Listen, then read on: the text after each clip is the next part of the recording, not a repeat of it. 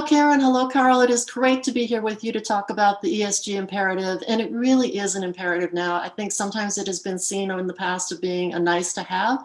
And for various reasons that we'll talk about, that really isn't the case any longer. And there are pain points that come with this as well as opportunities. And so we're going to be discussing some of those. But before we get into it, I think it would be useful to level set a little bit on what do we mean by ESG. So Karen, could you take us through what your view is of the E, the S, and the G, and then perhaps elaborate some on the E, which is environment and climate, because you have a lot of experience in that area. ESG means something different to everybody, and your view of what ESG means really depends on the perspective that you bring to the table. It varies on what industry or sector you're in, how your company, government agency, or NGO is engaged with the topic. On the surface, it's a simple 3-letter acronym that together bundles a range of environmental, social, and governance topics. So that's the easy part. It's just a simple acronym. Underneath, it's broad, deep, extremely complex, and its definition continues to evolve and shift over time. So that's why it may be confusing. We'll talk later about how to unravel this and how to move forward on the journey on ESG. But for right now, when we look at ESG from a business or corporate perspective, the E of ESG captures how a company performs as a steward of the environment. The S of ESG captures social topics and how it manages relationships with employees, suppliers, customers, and the communities in which it operates. The G of ESG captures governance topics and how the company is directed and controlled through its purpose, its governance leadership structure, opportunity of oversight, and a set of controls such as audits. So that's the overview of ESG. If we want to look at environment a bit more deeply, that covers the natural and built environment and covers topics such as carbon and carbon emissions or carbon footprint, energy and renewables, water resources, including, and most importantly, freshwater availability. It covers circular economy, which looks at materials, waste, recycling, and regeneration, which is a word we'll start to hear more frequently in the future. It covers pollution, air, water, and waste. It covers loss of biodiversity.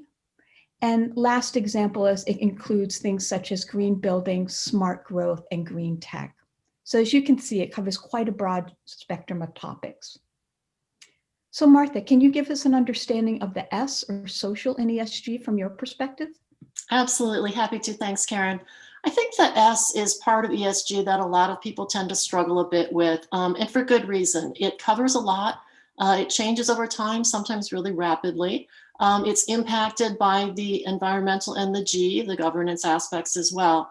But really at its core, it's about the company's purpose, its values, and how it interacts with its customers, its employees, its vendors, the government, which can include a regulator or two.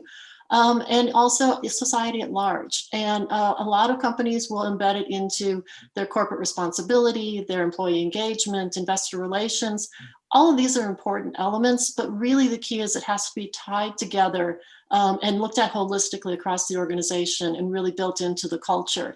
And that's why it's imperative that boards really look at their duty as one of stakeholder management and representation and not just shareholder.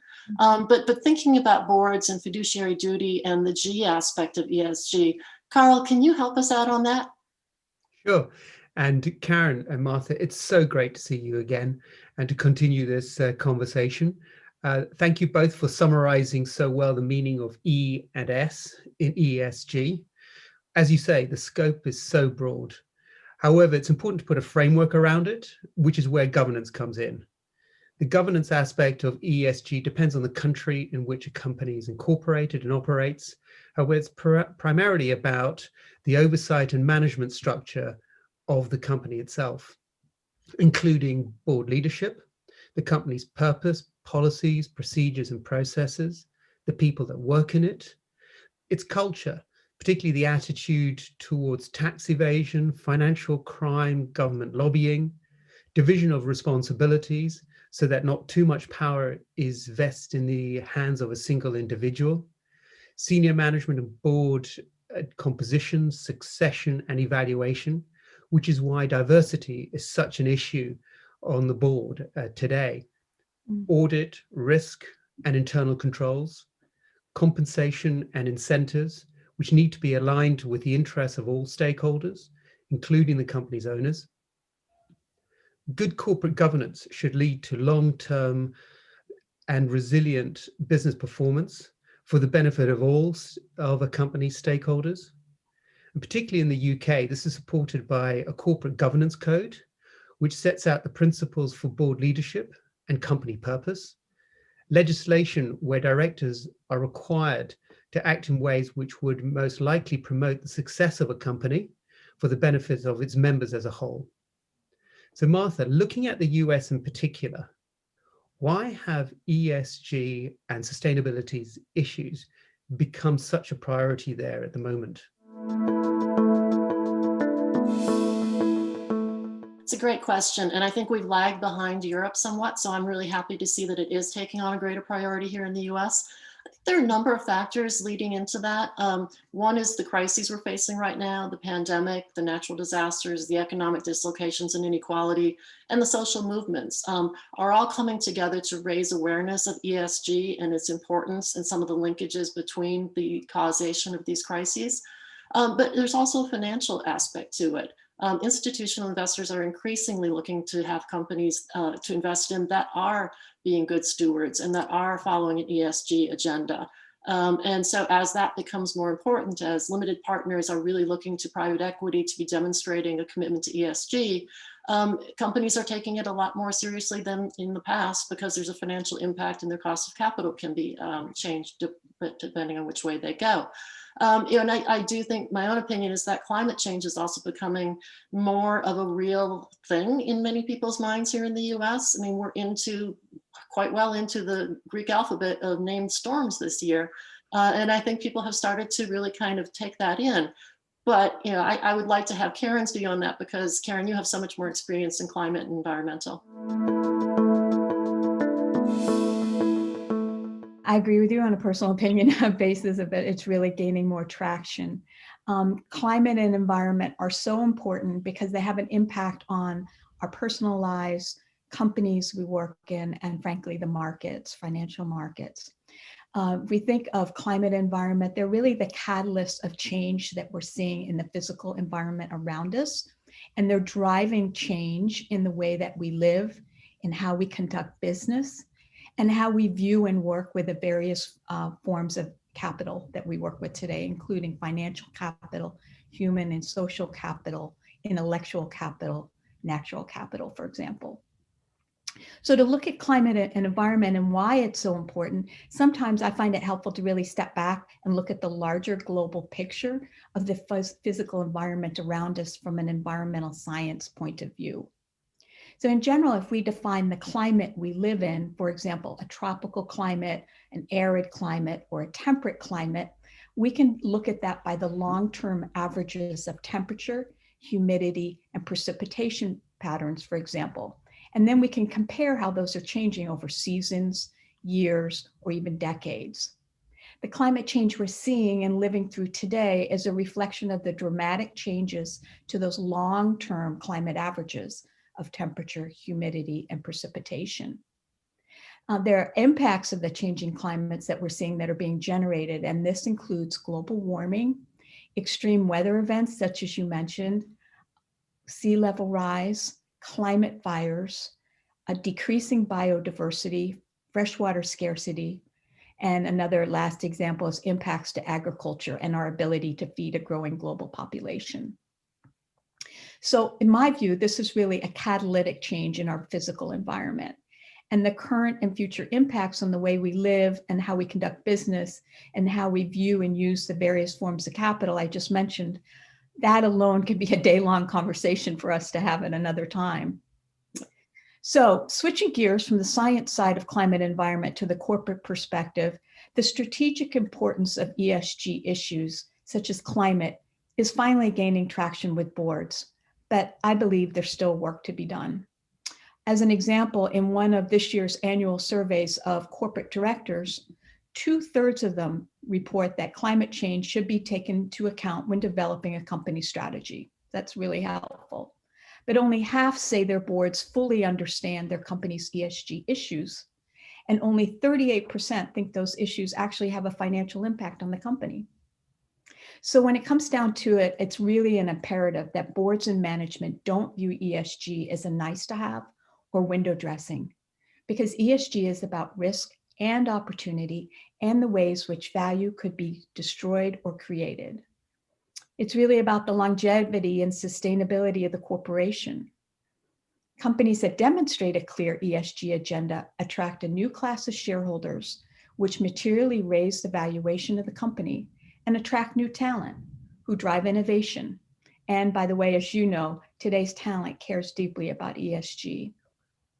So Carl, this focus on the application of ESG principles in business and investors' focus on this issue is not new and has been evolving over a number of years. Would you be able to provide a bit more of the historical context? You're so right. The application of ESG and sustainability principles in the corporate and the world and the wider economy are not new. They go back at least 50 years.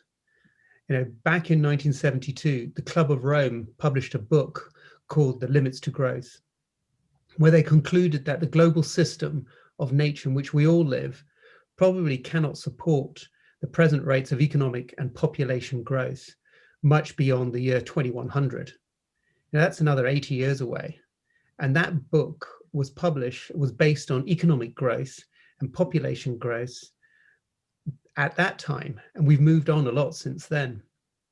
Then you had the Brundtland Report, published in 1987, entitled Our Common Future, in which the environment and development in its broadest context was discussed and addressed as a single issue. Then in 2006, the UN established the principles of responsible investing to guide institutional investors, particularly asset managers, venture capital firms, private equity firms, on how to invest responsibly. Many such organizations have signed up to those principles.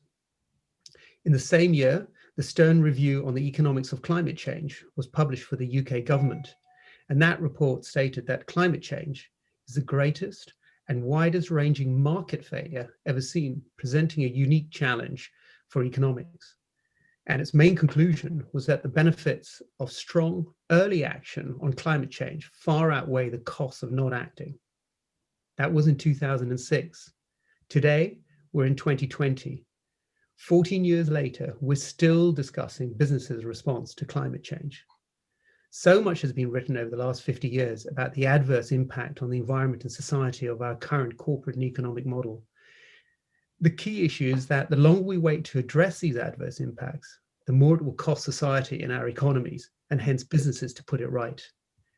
For companies, addressing the various ESG issues facing them should be part of managing the risks in their business, including reputation risk of inaction.